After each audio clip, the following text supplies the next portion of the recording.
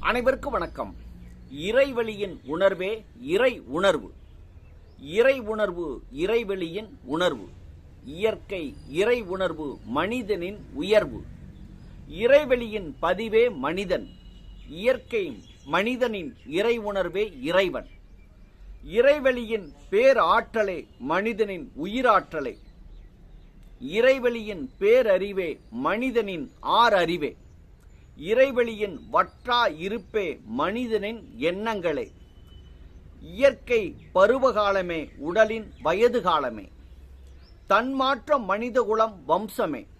இயல்பூக்கும் உடல் மனதின் இயக்கமே. கூர்தல் அறம் உயிர் அறிவின் ஒழுக்கமே. ஆறறிவால் உணர்ந்து வாழும் மனிதனே. இறை உணர்வு இறைவெளியின் உணர்வு. இயற்கை இறை உணர்வு மனிதனின் உயர்வு. நன்றி.